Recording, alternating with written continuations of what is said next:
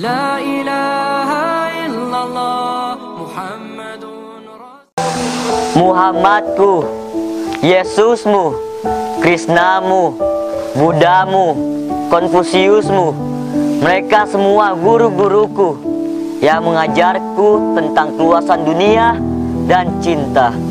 Yesusmu adalah juga Yesusku. Ia telah menebusku dari iman yang jumawa dan juga tinggi hati. La ilaha illallah Muhammadun Rasul. Assalamualaikum warahmatullahi wabarakatuh. Beberapa hari yang lalu viral di tengah masyarakat kita video 3 orang remaja yang membacakan puisi di salah satu siaran televisi. Mereka membacakan puisi yang tidak biasa, yaitu memuji-muji Rasulullah SAW dan menyandingkannya dengan Yesus, Buddha, Krishna, dan tokoh-tokoh agama lain. Intinya puisi ini yang ditulis oleh Ulil Absar Abdallah, tokoh jaringan Islam liberal. Di dalam puisi ini mengajak kepada generasi muda untuk memakai pluralisme agama yang menganggap semua agama itu sama. Nah, tentu saja puisi ini sangat kontroversi dan menimbulkan kegaduhan di tengah masyarakat kita. Nah, setelah kita telusuri, kita lihat siapa yang di belakang anak-anak yang membaca puisi ini. Ternyata di belakangnya adalah orang-orang liberal yang kita kenal dengan nama JIL, Jaringan Islam Liberal, yang dipimpin oleh Ulil Absar Abdallah. Sejak tahun 2001 memang organisasi ini sering membuat keonaran di tengah masyarakat muslim dengan pemikiran-pemikiran yang nyeleneh, yang menyimpang dari agama. Tahun 2005 Majelis Ulama Indonesia menjatuhkan fatwa bahwa paham Islam liberal adalah paham yang menyimpang dari Islam. Nah, sekarang karena mereka sudah tidak laku lagi di pasaran, mereka berganti pakaian. Mereka bertransformasi ke bentuk yang baru, yang mereka sebut dengan nama Islam Nusantara. Ya, mereka mengatakan ada Islam Arab yang keras, bengis, dan sebagainya, yang kaku, yang suka mengkafir-kafirkan orang. Maka mereka buat Islam Nusantara sebagai tandingan Islam Arab, katanya. Yang mana Islam Nusantara ini sejuk, damai, indah, rahmatan lil alamin. Benarkah seperti itu? Laqad kafara alladziina qalu innallaha huwal masiihu ibnu Maryam. Apakah artinya? Telah kafirlah, kata Allah, sungguh telah kafirlah orang yang mengatakan bahwa Allah itu adalah Isa putra Maryam. Jadi siapa yang dimaksud oleh ayat ini? Orang-orang yang berpaham Trinitas, yang menganggap Tuhan itu ada Tuhan Bapa, Tuhan Anak, Roh Kudus, yang kita kenal dengan paham Trinitas, teologi Trinitas atau Tritunggal. Kata Allah, telah kafirlah orang-orang yang mengatakan bahwa Allah itu adalah Isa putra Maryam. Ini Al-Maidah ayat 17. Jadi yang mengkafir-kafirkan non-muslim itu bukan kita nggak boleh mengkafirkan, tapi memang Allah sendiri yang mengatakan mereka kafir. Kalau kafir, bagaimana mungkin mereka akan masuk surga? Jadi inilah penyimpangan paham pluralisme agama, rancu, tidak jelas. Kemudian kita lihat surah Al-Maidah ayat 73. Allah masih berbicara tentang paham Trinitas, teologi Trinitas atau Tritunggal. Apa kata Allah? Laqad kafara alladziina qalu innallaha tsalitsu tsalatsa wa ma min ilahin illa ilahu wahid. Sungguh telah kafir. Allah mulai lagi dengan kata sungguh telah kafir orang-orang yang mengatakan sesungguhnya Allah adalah salah satu dari 3 Tuhan. Jadi Allah mengkafirkan orang-orang yang mengatakan bahwa Allah salah satu dari 3 Tuhan, yaitu Tuhan Bapa, Tuhan Anak, dan Roh Kudus, kata Allah. Dan surah Al-Maidah ayat 73 ini, mereka telah kafir. karena ucapannya itu. Lalu kata Allah Subhanahu wa taala, "Wa ma min ilahin illa ilahu wahid." Dan tidak ada Tuhan di alam semesta ini kecuali Dialah Tuhan yang Esa. Siapa? Allah Subhanahu wa taala.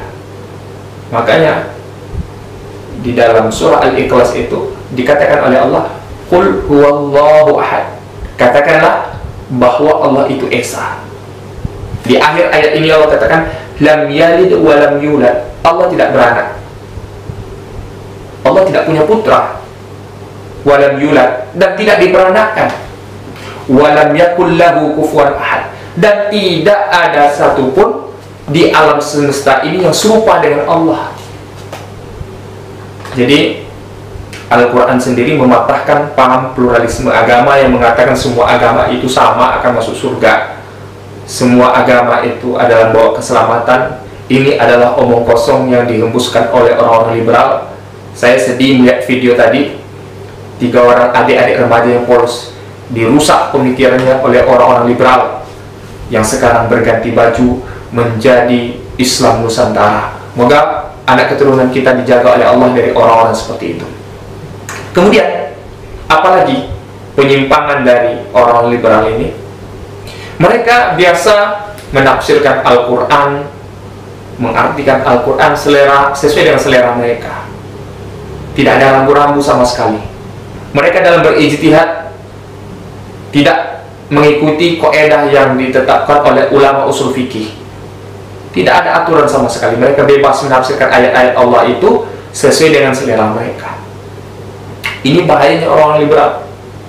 Jadi kalau sekarang mereka bertransformasi menjadi Islam Nusantara, kita kenal dengan nama Jamaah Islam Nusantara, itu adalah orang liberal yang berganti baju. Berhati-hati kita dengan pemikiran seperti ini, yang mereka mengatakan bahwa mereka adalah Islam yang toleran, seakan-akan orang di luar mereka tidak toleran, padahal Islam adalah agama yang sangat toleran. Anda silakan buka dalam Al-Quran surah Al-Baqarah, "La ikraha fid din," kata Allah, tidak ada paksaan dalam masuk agama Islam. Ini adalah ayat yang mengajarkan kepada kita untuk toleran atau bertoleransi dengan orang di luar Islam. Tapi toleransi yang diajarkan oleh Islam yang benar adalah toleransi yang tidak mencampur baurkan antara ajaran kita dengan ajaran mereka. Kita dalam hal akidah, dalam hal urusan agama, tetap harus menjaga kemurnian agama kita, jangan sampai tercampur dengan ajaran agama di luar Islam. Tapi orang-orang liberal membuat toleransi yang kebablasan. Boleh sholat di gereja, lalu boleh ke gereja menyanyikan qasidah diiringi oleh pemandu atau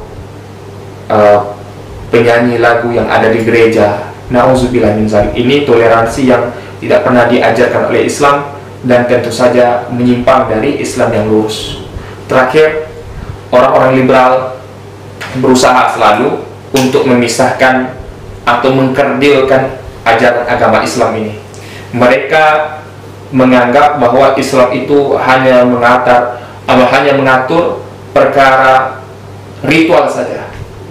Islam hanya mengatur sholat, puasa, zakat, haji. Tetapi mereka menolak Islam mengatur undang-undang, Islam yang mengatur pemerintahan, Islam yang mengatur sosial kemasyarakatan, dan mereka juga menolak Islam mengatur kesenian. Padahal di dalam Al-Quran surah Al-Baqarah Allah juga berbicara bahwa Islam itu tidak seperti yang disebutkan dalam paham liberal, bahwa Islam mencakup seluruh aspek kehidupan, semuanya diatur oleh Islam.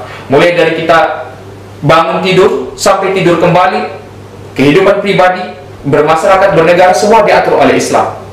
Maka Allah ingatkan kepada kita, "Ya ayyuhalladzina amanu," hai orang-orang beriman, "udkhulu," masuklah, "fis-silmi kafah," ke dalam Islam itu secara kafah, secara totalitas.